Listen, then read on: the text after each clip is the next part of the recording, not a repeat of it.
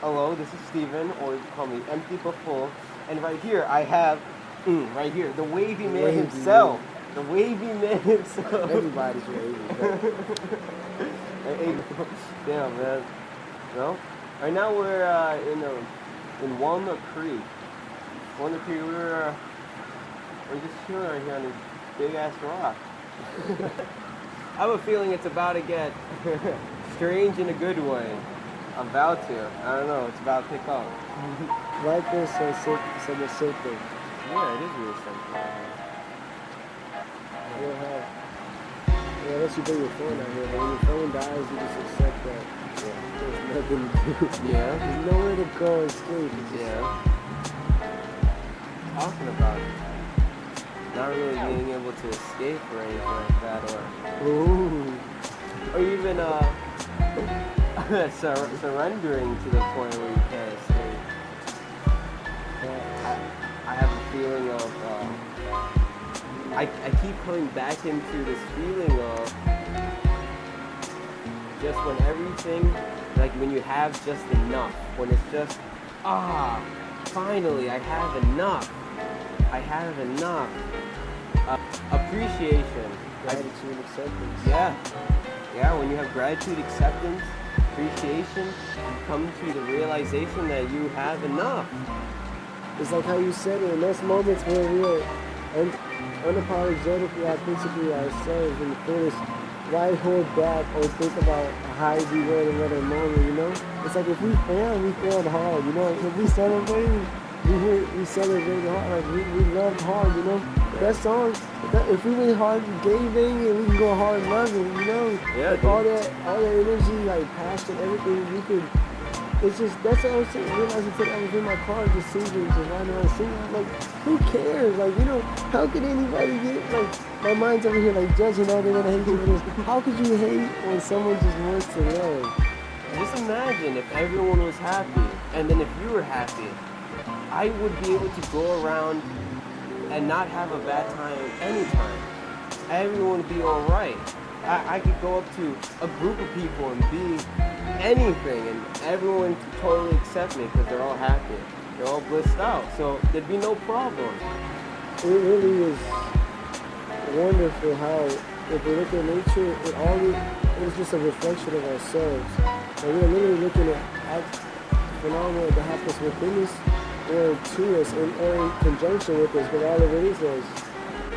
Everything that's, I mean, at any moment, everything you need is right there, but you don't have many wants, and you don't have the phone, and people like traffic a little bit, and then you just get to live.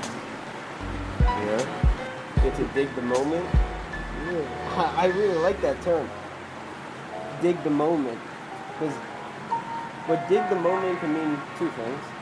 Dig the moment is like, oh man, I dig that person. That person's so cool, I dig him.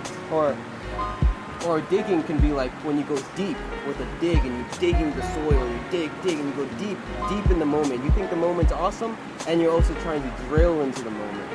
I dig the moment. Many words to achieve primal life force energy, but this is just the essence that we use to describe life, the binding of life and the disruption, and there's so many states. So many patterns, the weaving, the ebb and flow of the essence. The essence, it builds itself into, I mean, look. Aliens isn't just the term aliens. Something not from Earth. There's so much stuff here, like there's like asexual beings that reproduce without having sex, they just clone themselves. Like that is so alien to human life, but I mean just our cells do that in general. Yeah, no, I definitely think that when we look at extraterrestrials, or you call them aliens or other that don't come from Earth, it's interesting because what if we're connected to them through the other plane, but just in the physical, this is just our physical simulation of our mind and everything, but they are connected to us. They are definitely connected to us. And plants show us that plants, DMT, all these things, it's inside of obviously a lot of information, geometric designs, a lot of different merging of like you said, patterns. There's just weaving yourself in perfect fashion. And there's almost innate fashion, and I felt really unified with it. And at that point that almost I couldn't even allow my mind to second guess the connectivity of it all. It was just happening. And that's why I felt like, wow, okay, why am I experiencing this? Maybe that is me, guys, an extension of myself. Yeah, I kind of want to go back into the DMT entities. DMT entities, how people say they've seen entities on DMT, and there is now a debate saying, is this a part of my subconscious analog, or is this something that is actually happening in some other plane of reality that I'm tapping into? I would say both. I mean, What can we tell the difference? yeah, I mean, I always say, even if you do meet beings or entities that are in your subconscious, now let us reflect back on who you are. I mean, are you your thoughts? Are you your identity? I mean, can we even pinpoint who you are? So who's to say that these beings that are inside you are, I mean, just quote unquote you? Anything that it's inside you, you could be, I mean, that thing is alive and well. That is alive and well. Dude, I think it's so real you can't even tell the difference.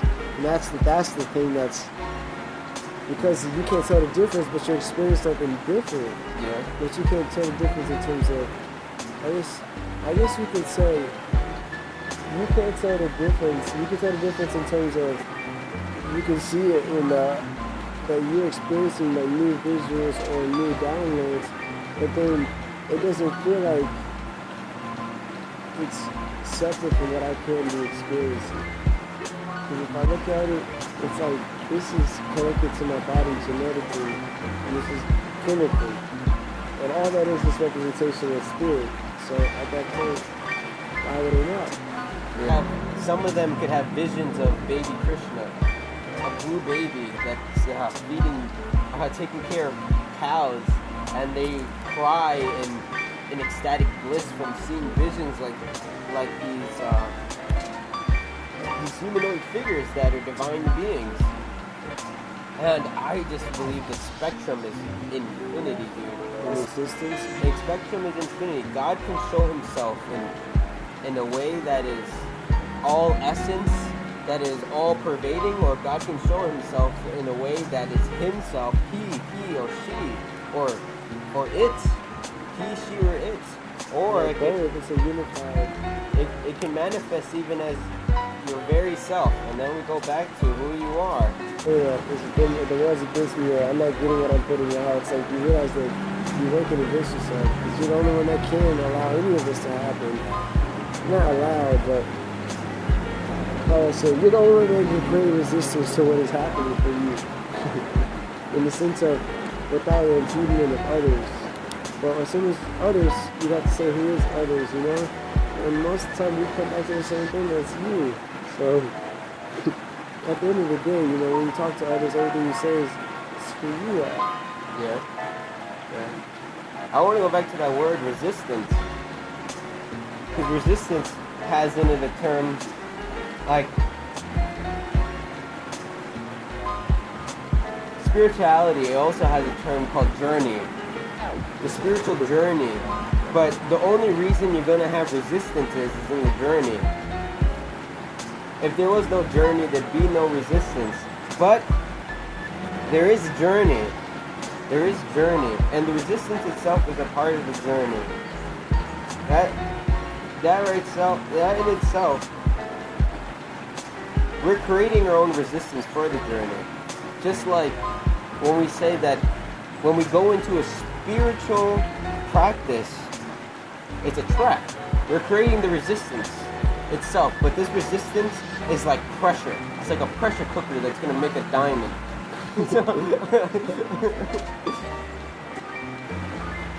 Well, sincerely, in this interesting because, yeah, we do play a lot of shell games and mind games to discipline ourselves and to make ourselves better. Yeah. But you know, at the end of the day, it's like, that's the whole paradox is choice and destiny. Guys, that there's no reason to isolate any component of nature, any subject of study, or from body, mind, and spirit. It's like, oh, you're only focusing on this. No, if anyone focuses on their body, they know that it's going to help them think better. It's going to allow them to be and live the life they want. Okay, your state of mind, state of being, or, you know, your spirits. So it's like, everything is so well connected if we just appreciate it in this unity. And I think there is this overwhelmingness that occurs when we see it from that point. I think it's because sometimes we were sheltered. They thought out of their own fear that we couldn't understand that. And who is they, you know? But for me, I'm saying they just our educators, the people that raised ourselves, and maybe we are raising ourselves through the generations, but at the same part, I was just thinking that day is our spiritual practice. Day is our spiritual practice that we put into our life. It's our classroom. It's the dharma. You know, my parents were crack babies. That's just my dharma. Like,